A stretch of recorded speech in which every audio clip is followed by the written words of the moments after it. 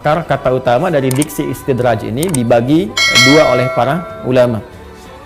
Ada yang mengaitkan dengan kata ad-durju, ya, ad-durju seperti ini. Ya, kemudian ditambah ista sehingga menjadi istadraja, ya, istadriju, istidraj. Ya. Ada yang kemudian mengaitkannya dengan kata daraja, daraja. Nah.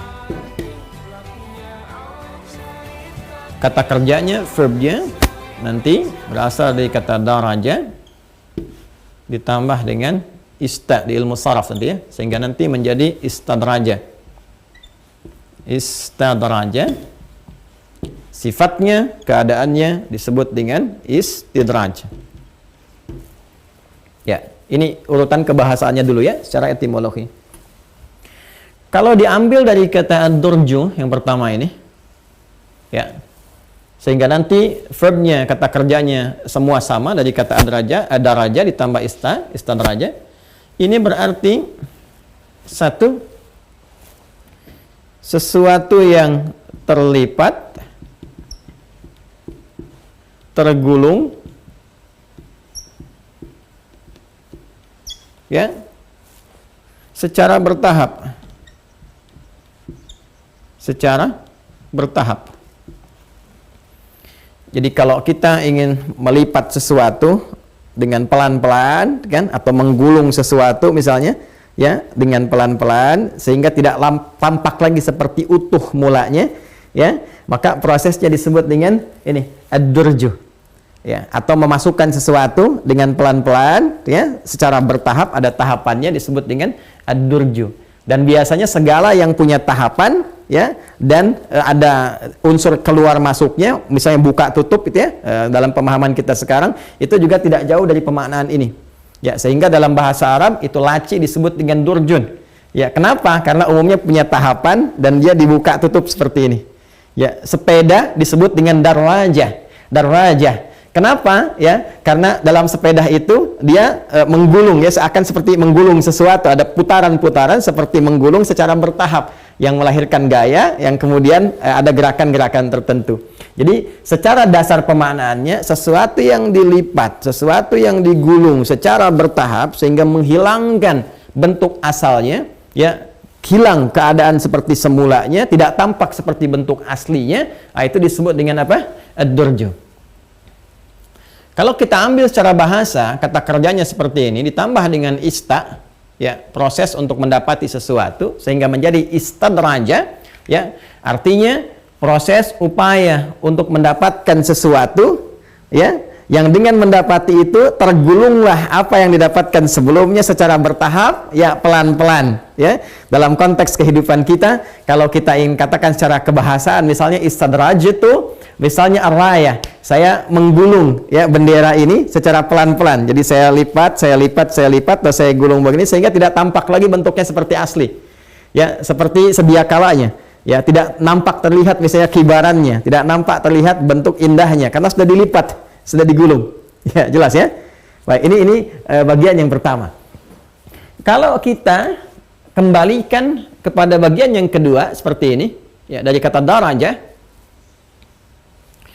maka secara kata darajah ini pemaknaan diksinya secara bahasa, secara etimologi sebetulnya ini masih netral, kata darajah ini, ya, masih netral dan diserap ke dalam bahasa Indonesia derajat, ya, harkat, martabat, derajat, kedudukan, gitu kan, ya. Tapi jangan salah, kalau dikembalikan ke bahasa Arab, ya, bisa berbeda pemaknaannya ketika ini kemudian, ya, dikembalikan kepada kata dasarnya, kata kerjanya daraja ditambah dengan ista menjadi istadraja, lalu disifati menjadi sifat, menjadi istidraj. Maka di sini kata darajah yang tadinya punya makna netral, derajat begini, ketika ditambahkan ista dan menjadi sifat istidraj, maka ini uniknya. Secara bersamaan, kata Al-Imam Az-Zamakhsyari dalam kitabnya Al-Kasyaf, itu dia memiliki dua arti yang kontradiktif dalam saat yang bersamaan. Ya, dalam saat yang bersamaan. Jadi kata netral yang tadinya darajah ini mungkin punya makna positif, ya, pada asalnya. Lalu ketika dia menjadi istadraja atau istidraj sifatnya begini, maka tiba kemudian dia akan memiliki dua kata yang saling bertolak belakang secara bersamaan. Satu istis'ad, begini. Kedua, istinzal. Istinzal. Masya Allah. Istis'ad, proses mengangkat sesuatu, ya, mengangkat, naik lebih tinggi, naik lebih tinggi, naik lebih tinggi. Istinzal, proses menurunkan sesuatu secara bertahap. Turun, turun, turun. Jadi kalau kita satukan dua makna ini, disatukan menjadi satu, seakan-akan ada kesan yang dibangun. Istidraj, kalau kita mengambil dari akarnya darajah, jadi keadaan atau proses yang dirasakan seolah mengangkat, ya, ke derajat yang lebih tinggi, terangkat bertahap, bertahap, bertahap. Kalau didudukan misalnya naik pangkat lagi, naik pangkat lagi, naik pangkat lagi di kedudukan. Kalau di harta bertambah lagi, bertambah lagi, bertambah lagi. Tapi ternyata, ya, peningkatan kedudukan, pertambahan harta benda itu yang didapati, atau bahkan keilmuan, ilmu yang dirasakan meningkat itu, pada hakikatnya dalam saat yang bersamaan sedang menurunkan statusnya. Jadi merasa seakan meningkat, padahal dia sedang menurun. Ya, karena tidak ada peningkatan kualitas dari kedudukan yang melekat pada dirinya. Karena tidak ada peningkatan kebaikan dari harta benda yang ia dapati. Karena tidak ada peningkatan kualitas kebaikan dari keilmuan yang ia rasakan bertambah.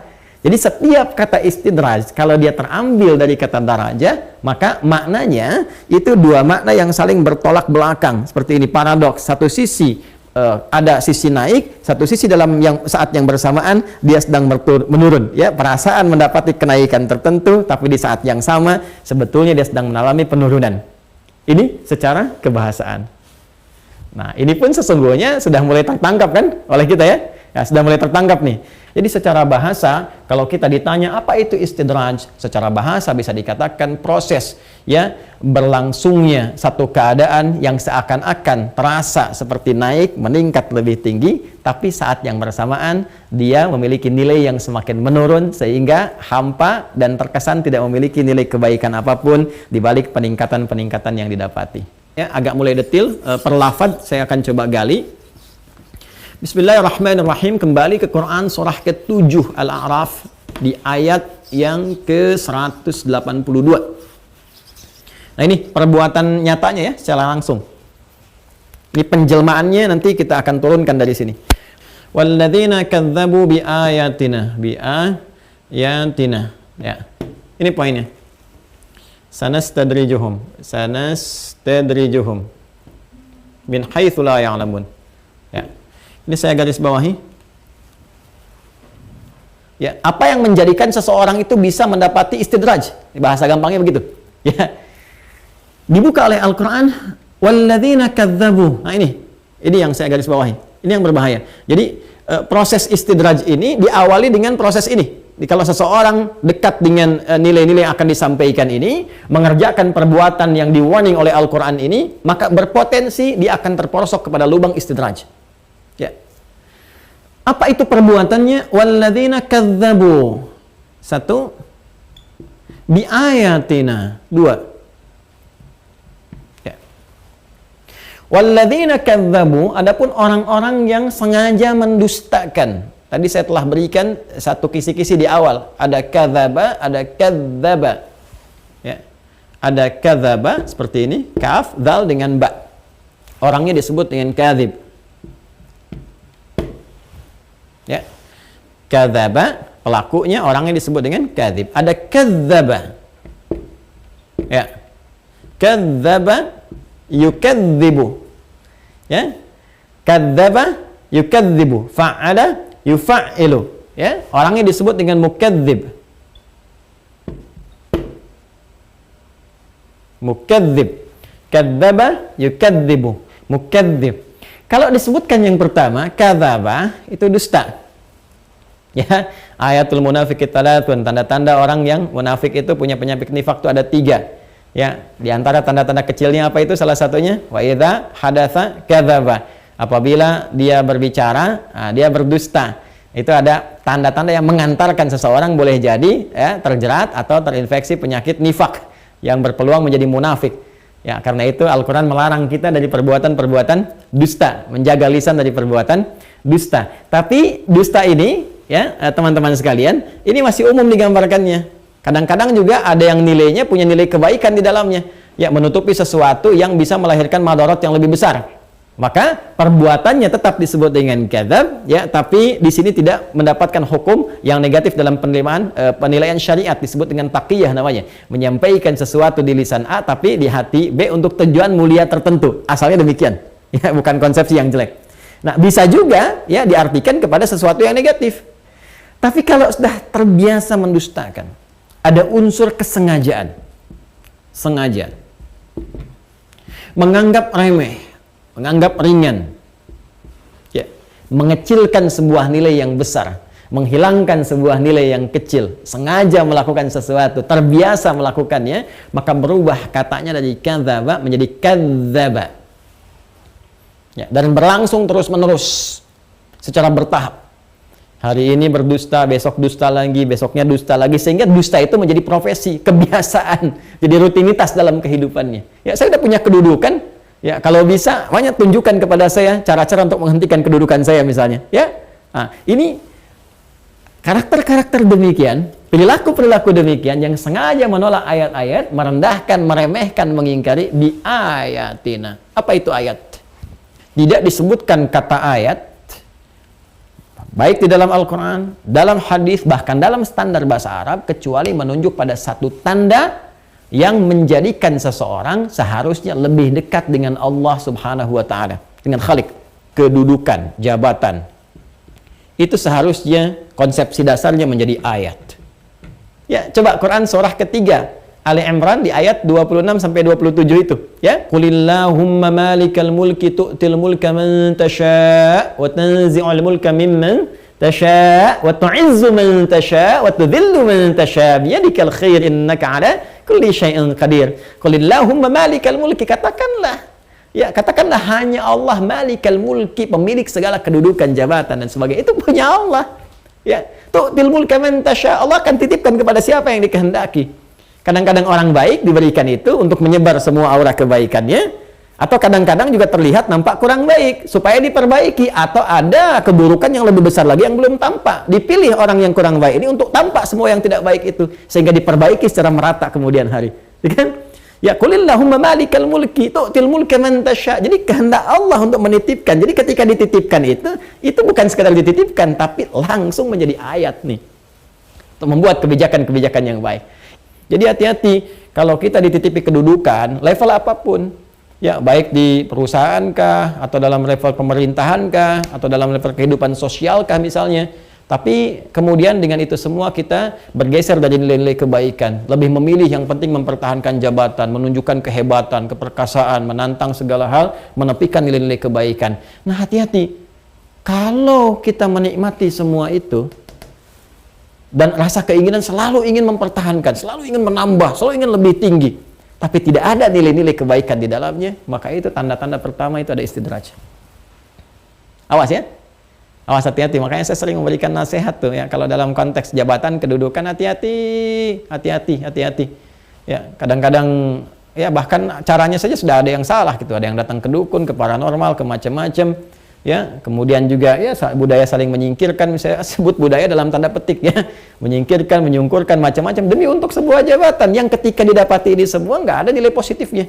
Ketika ada di antara umat Nabi Muhammad SAW, ya, yang terlihat tanda-tanda ada istidraj dalam kehidupannya, misalnya apapun itu, mesti akan ada bersamaan dengan itu yang mengingatkan supaya mengembalikan kepada nilai-nilai kebaikan, sehingga nanti pertanggungjawaban di hadapan Allahnya, ya, itu menjadi menyeluruh dan nggak ada alasan lagi. Aku nggak ada yang ingatkan, ya Allah, itu ada si fulan tuh. Ya. Kenapa ketika dia ingatkan, ya kamu tahan, kamu tolak, kamu kecilkan, kamu rendahkan, misal, gitu kan? Nah, ini yang pertama, teman-teman sekalian. Ya, maka kalau ada pegawai di kantor misalnya tiba-tiba mengingatkan kita pada nilai kebaikan, boleh jadi itu kasih sayang Allah. Kenapa mesti kita? Kenapa harus dia yang ada di kantor kita misalnya? Dan demikian seterusnya. Ya, ada di harta benda. Kata Imam Ibnu Katsir tadi kan disebutkan, ya, innahu yuftah lahum abwabal rizqi. Ya, boleh jadi istidraj yang kedua itu melekat kepada bentuknya nanti ada yang masuk lewat rizki. Ya, rizki berupa tadi salah satunya selain kedudukan bisa jadi materi. Jadi jabatannya terus menambah dosa, hartanya terus menambah dosa dan sebagainya. Baik, ya. Nah, sehingga suasana kehidupannya gelap. Kegelapan inilah yang diungkapkan di ayat 39-nya. Ya, Al-An'am ayat 39, coba lihat kalimatnya. Ya, kalau di Al-A'raf 182 walladzina kadzdzabu biayatina, Al-An'am ya, yang ayat 39 juga walladzina kadzdzabu biayatina summu wa bukmun, ya, summu wa bukmun fidz dzulumat. Allahu akbar. Hati-hati. Dan nanti ada orang-orang yang terkena istidraj. Kalau kita tafsirkan dengan ayat ini, terkena istidraj di antara tandanya mereka mengabaikan ayat-ayat Allah dari semua titipan nikmat yang diberikan kepada mereka. Mereka abaikan norma-norma kebaikan. Summun, ya, summun. Ini di tafsir disebutkan an sama'il haqqi, ya. Jadi summun mereka itu tuli, nggak bisa mendengar nasihat-nasihat kebaikan. Ya. Kemudian bukmun, ya, itu bisu. Jadi ada dua sisi ini. Jadi sudah nggak peka kepada kebenaran. Jadi kalaupun ada nilai-nilai kebenaran nggak bisa diperjuangkan dengan jabatannya. Hati-hati ya. Nggak ada nilai kebaikannya. Jadi kan di dalam Al-Quran hal-hal yang menyimpang dari kebaikan sudah digambarkan dengan zulumat minal zulumati ilan nur, dari kegelapan kepada cahaya. Ya, harta benda juga begitu. Jadi oleh Allah diibaratkan orang yang punya kehidupan mewah, fantastis, harta dan sebagainya, tapi tidak memberi manfaat, maka zulumat, seakan-akan dia tinggal dalam suasana gelap. Ya, tinggal dalam suasana gelap. Maka nanti di surah Al-A'rafnya, kalau kita kembali ke ayat sebelumnya, di ayat ke-40-nya, kita akan dapati kadzdzabu bi ayatina wastakbaru anha. Ya, mereka orang-orang yang mendustakan ayat-ayat itu, sengaja menepikannya sehingga berlangsung istidraj dalam kehidupan mereka dan merasakan hebat, ya, merasakan kesombongan dengan semua itu dengan tidak mengindahkan nilai-nilai kebaikan, maka ulaika ashabun nar, maka mereka itu Allah akan ancam kalau nggak sempat bertobat selama hidupnya, boleh jadi akan jadi teman di neraka, ya, teman neraka dalam kehidupan abadinya kelak saat di akhirat. Jadi kalau boleh saya simpulkan dari turunan ayat-ayat ini secara singkat, ya, kalau kita belajar dengan singkat, kita maknai kalau ditanya apa itu istidraj, kita jawab bahwa istidraj adalah satu kondisi ketika seseorang merasakan penambahan nikmat, ya, nikmat-nikmat yang kasat mata, bahkan diraih secara mudah, baik itu kedudukan, harta benda, pengetahuankah, atau sejenisnya. Tapi dalam saat yang bersamaan, semua titipan-titipan nikmat itu tidak memberikan nilai-nilai positif dalam kehidupannya yang disertai dengan pengingkaran terhadap semua arahan-arahan, nasihat-nasihat, dan pengingat-pengingat yang mengarahkan dia untuk memanfaatkan semua nikmat itu pada nilai-nilai kebaikan. Nah, itulah istidraj, dan terapannya disampaikan oleh Al-Quran dengan bahasa kadzdzabu bi ayatina. Mereka sengaja menepikan, menyepelekan, menganggap ringan, atau bahkan melecehkan, atau bahkan meninggalkan sama sekali semua titipan-titipan kami yang seharusnya mendekatkan diri mereka kepada Allah Subhanahu wa Ta'ala. Karena itu kami ingin mengajak pertama kali, ayo kita tunjuk diri kita pribadi, apa yang Allah titipkan kepada kita. Bermula dari diri kita sendiri dulu. Ya, lihat ke dalam diri kita, jangan-jangan ini matanya nih, ini kan titipan mata kita ini. Jangan sampai ada istidraj di mata. Ya, kita nggak sadar tiap hari melihat yang salah, ya, terlihat yang salah, tapi nggak ada kesan untuk menghindar dari kesalahan itu. Maka jangan sampai mata ini memiliki fungsi istidraj, geserkan kepada nilai kebaikan. Ya, mulai sekarang sepekan ke depan latihan untuk melihat yang baik-baik saja. Lisan, hati-hati lisan. Kalau selalu diam, ya, padahal hal yang benar yang bisa kita ungkapkan misalnya, atau sengaja berkata-kata kotor yang menjauh dari kebenaran, awas kalau menikmati itu sehingga nggak punya kosakata baik lagi, boleh jadi ada istidraj di lisan, sehingga nanti lisannya akan dihukum, matanya akan dihukum, semua akan mendapatkan pertanggungjawaban di hadapan Allah Subhanahu wa Ta'ala. Ya, setelah itu harta yang melekat pada tubuh kita nih, pakaian, ya, ada kendaraan, ada rumah dan sebagainya, hati-hati. Jangan-jangan begitu mudah dapat harta tapi nggak ada maknanya, nggak ada fungsinya, ya. Dan saat yang bersamaan menjauh dari agama. Jangan sampai berangkat gelap, pulang gelap, ngejar dunia, lupa, ya, bahwa Anda akan kembali pada kegelapan, ya, pada tempat yang gelap di alam kubur. Kalau nggak siapkan cahaya dari sekarang, hati-hati, jangan sampai istidraj. Hartanya tidak memberikan manfaat dalam kehidupannya di hadapan Allah Subhanahu wa Ta'ala. Ya. Kemudian setelah itu baru lebih jauh lagi, ada titipan istri, anak-anak titipan orang tua dan sebagainya. Ya, kembalikan ayat-ayat keluarga dalam Al-Quran. Bagaimana saling bersinergi kata Al-Quran, ya, saling nanti terkait rizki, bahkan terkait planning untuk kehidupan akhirat supaya kumpul lagi bersama, kan banyak ayatnya. Di Quran surah 52 ayat 21, walladzina amanu wattaba'athum dzurriyyatuhum biimanin alhaqna bihim dzurriyyatahum. Kalau orang tua dengan anak-anak kompak semuanya, beramal soleh, memelihara iman, kami akan kumpulkan kelak di akhirat nanti. Wa ma alatnahum min amalihim min syai' kullu imrin bima kasaba rahin. Kami nggak akan menyia-nyiakan planning mereka itu, ya. Tapi ini pilihan bagi mereka. Kalau mau silahkan, kalau tidak ya pilihan masing-masing, kata Allah. Dan mereka akan bertanggung jawab di hadapan Allah Subhanahu wa Ta'ala. Setelah itu sesuai perannya masing-masing. Ya, mungkin ada peran di level-level keluarga, level terbatas di tingkat daerah, ada peran di level-level nasional atau lebih besar lagi. Semua itu titipan Allah. Jadi nanti selalu ada dua sisi. Satu agen kebaikan yang mungkin dititipkan para dai, ustadz, ulama, ahli ilmu ya untuk mengingatkan, saling mengingatkan satu dengan yang lainnya. Sisi lain ada aspek yang memang harus diingatkan supaya amanah-amanah yang melekat kepada mereka dengan rasa cinta, ingat ya. Dengan rasa cinta, bukan karena kebencian atau karena keinginan ini kedudukannya supaya hilang, hartanya supaya hilang. Na'udzubillah, bukan itu maksudnya. Ya, awas kalau ada kesan itu pun salah juga dan lebih fatal karena ada sifat iri hati di dalam dirinya. Ya, hasad, yaitu yang sangat berbahaya dan hasad, yang sangat bisa menjerumuskan. Karena itu akan muncul di saat yang sama agen-agen kebaikan, bahkan dalam hadis disebutkan ini sampai Isa bin Maryam turun. Jadi sampai menjelang kiamat selalu ada fenomena seperti ini. Ya, di dalam tafsir kalau Anda buka tafsir dari ayat 181 Al-A'raf sampai 182, 181-nya agen kebaikan. Wa mimman khalaqna ummatun yahduna bil haqqi wa bihi ya'dilun. Ya, jadi Anda akan dapati sampai hari kiamat kata Nabi. Ini kalian nih, di antara kalian akan ada yang diberi tugas untuk mengingatkan, mengajak kepada kebaikan-kebaikan. Kita semua. Ya, sisi yang lain akan ada objek dakwah juga. Sebagian orang yang terjerumus kepada sifat istidraj, jangan biarkan itu saudara kita.